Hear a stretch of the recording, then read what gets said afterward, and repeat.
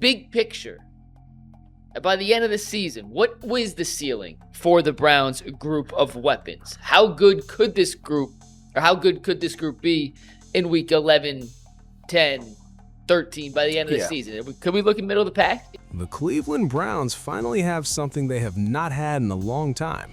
Young offensive pieces worth getting excited about.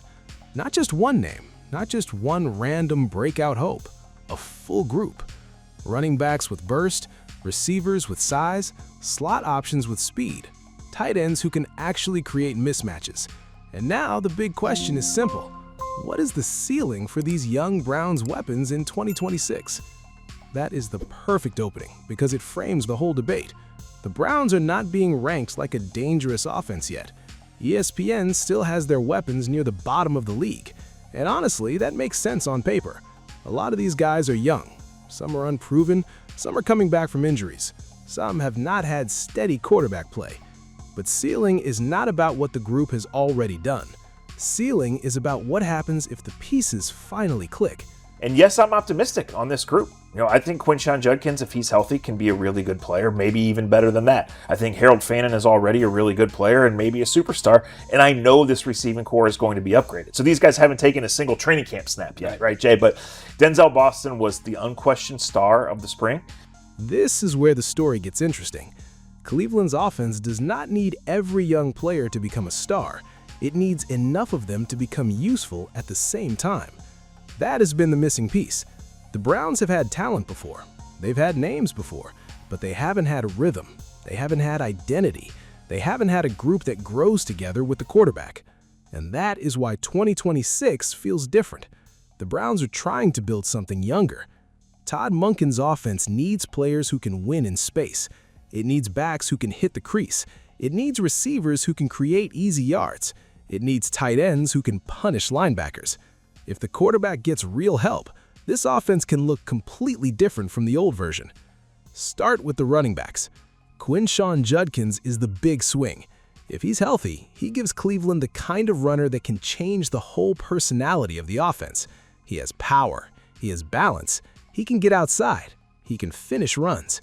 And reports from OTAs said he was already moving well after the lower leg injury that ended his rookie season. That matters, because if Judkins returns close to full speed, the Browns do not need him to ease in forever. They can build around him early. I think Concepcion, I think Dylan Sampson, and I think Isaiah Bond are really important. Those are the easy yards guys that you and I have talked about. So as they get more comfortable then stretching the ball down the field with Boston. Then you add Dylan Sampson. That gives the Browns a different gear. Judkins can punish defenses. Sampson can stress them. That combination matters in Monken's system because it gives Cleveland options. Early downs, screens, motion, outside zone, checkdowns, change of pace. The Browns have been too easy to defend when the run game stalls. A Judkins-Sampson duo could change that. Very nice. Good job. Yes, sir.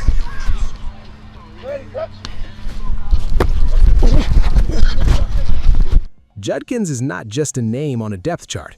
He looks like a real engine if he's right. The ceiling for Cleveland's running backs is simple.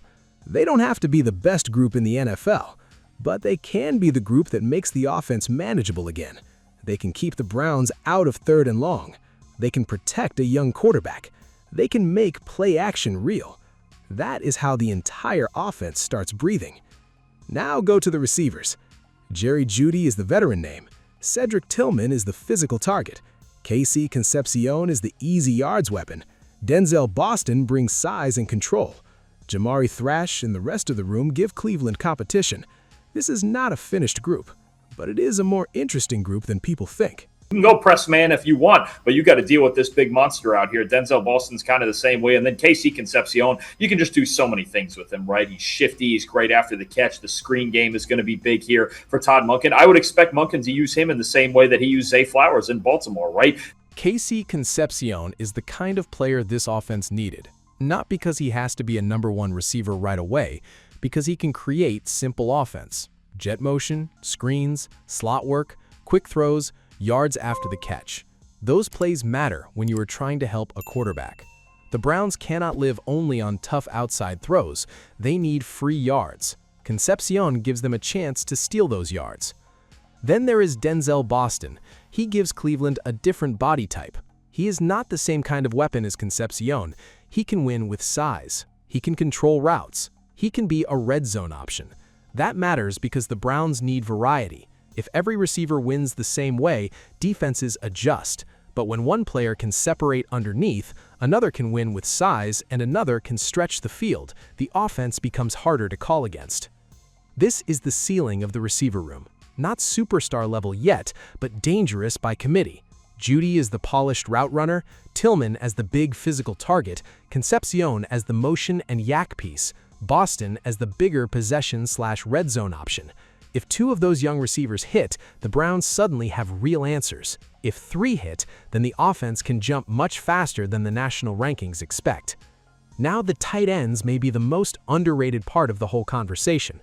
David Njoku is still the name people know, but Harold Fannin Jr. may be the player who changes the ceiling. He already flashed enough to be viewed as a serious 2026 weapon.